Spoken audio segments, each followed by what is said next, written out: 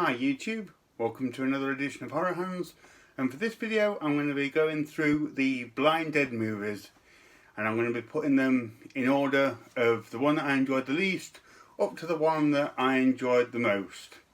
So I showed this set off a few weeks ago. I was finally able to find it and get it after years of looking, and got a lot of comments on that video. Thank you everyone for commenting, and a lot of them asked if I would review the films or talk about them, so I thought it would be a cool idea to just go through them and put them in order of the ones that I like the most. So just for the record, I really enjoyed all four of these movies. I watched them all in quick succession because I enjoyed them so much, and they had an amazing sort of moody atmosphere to them. And the zombies are some of the best zombies I've ever seen in horror movies. If you're a fan of the slow, dusty, old, shuffling zombies that actually come out of the ground and come out of the grave, these movies are definitely worth checking out. They had an incredible, realistic look and were just fantastic. And they had this kind of sort of skeletal look with hoods up. And no eyes, hence the name Blind Dead. And yeah, it was really effective movies and had some really good scenes, particularly around the zombies. So yeah, I really enjoyed all four films. So it was awesome to finally find this set, and then even more cool that I actually found it and then enjoyed the movies. That's always a nice bonus. So I got to start with one of the films. So at number 4 on this countdown is The Ghost Galleon, which is the third movie in the series, and this one takes place out to sea. It takes place on this ship, and this handful of characters, they find themselves on this ship, and they happen across the Blind Dead, who start to cause all kinds of trouble whilst on this ship, this vessel. So this was an enjoyable film. I've put this one at the bottom of the list because this one didn't quite have that moody atmosphere that I mentioned at the beginning of this video. I don't know if they struggled somewhat with the ocean setting and it being on a ship.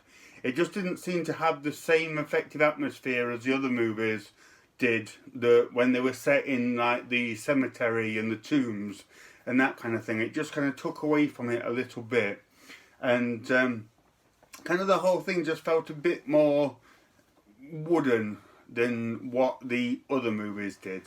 But having said that, like I say, I did like this film. It had some great scenes of the Blind Dead coming out from the ship's cupboards and coming out from the floorboards, and that was pretty awesome. And I do like my horror films that are set out to sea. And the ending scene in this movie when the Blind Dead come out of the sea and start shuffling onto the beach was amazing. That was a really well done scene. Yeah, really excellent horror cinematography, and just a great look seeing these skeleton zombies coming out of the water. That was really cool. So yeah, in terms of atmosphere and just kind of general aesthetics, this one wasn't as strong as the other films.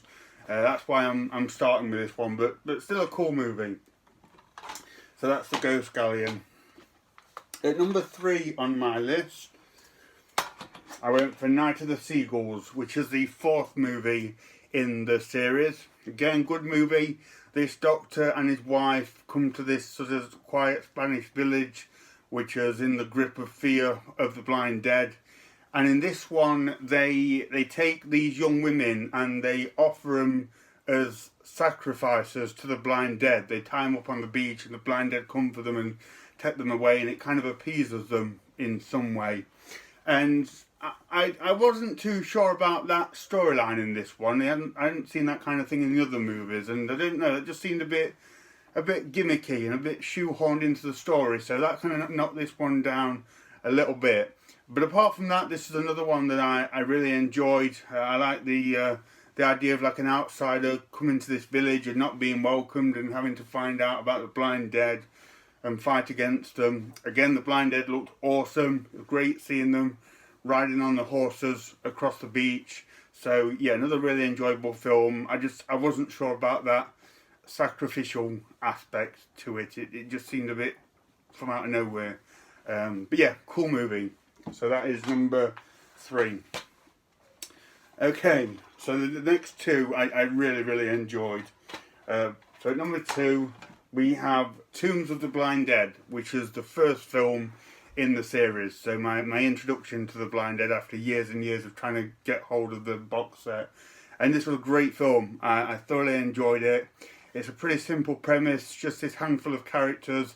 They stumble upon the grave site and the tombs and the catacombs where the blind dead are buried. The blind dead come out, they look really cool. There's sort of this shots of them kind of coming out slowly from the ground and from underneath the tombstones, things like that. There's some great close-up shots of the blind dead and the skeletal faces and rotting corpses and things like that. And this was just a great example of 70s Spanish horror cinema. I thought it was done really well, and just like a good balance of kind of character development and then blind dead action. So yeah, really fantastic film. I would happily watch this one again. It was great, and like I say, the atmosphere around the blind dead and those cemeteries is really cool. I've not seen many horror films at all that have managed to create that just real kind of, not quite gothic, but there's just something about it. There's something about that graveyard and the look of the blind dead, which other films just don't seem to encapsulate. And I really like that about this movie. It's a great film. So that is Tombs of the Blind Dead. So the number 1 film on this list, and the one that I definitely enjoyed the most out of all 4 of them, is Return of the Evil Dead, which is the second film in this franchise. And this kind of did what the first one did, but kind of ramped it up to 11. It just improved on everything. So there was a lot more blind dead, there was more zombies, they did more, they got a lot more screen time. And then whereas the first film just featured a handful of characters, this one is centered around an entire village, and the blind dead attack the village. So it's kind of like these villagers fighting the blind dead in these really kind of action-packed, prolonged scenes. It's really well done. Because there's more people in it, there's a lot more of a kill count, and there's just so much more going on in this one. There's not a dull moment in this movie. It's absolutely fantastic. It's just it's a great example of a Spanish zombie horror film done really well. Again, great atmosphere, great looking zombies, pretty cool kills in it. And then on the other hand, it's a really good example of a sequel that's done right by kind of taking the premise of the first one and adding to it and beefing it up, and really sort of going the extra mile in terms of the horror and action and violence and things like that. I was sitting there watching this thinking, I'm absolutely loving this film. It's amazing. So yeah, Return of the Evil Dead was absolutely fantastic, and very much kind of a hidden gem really. I wasn't expecting to like it and enjoy it this much, but it was absolutely fantastic. So yeah, this one was easily my favourite of the series. So that's my countdown of the Blind Dead movies. Let me know what you think of that, guys. Do you agree with my list? If not, let me know what order you put these movies. I'd really be interested to know what you guys think. So thank you very much for watching, and stay tuned for more videos.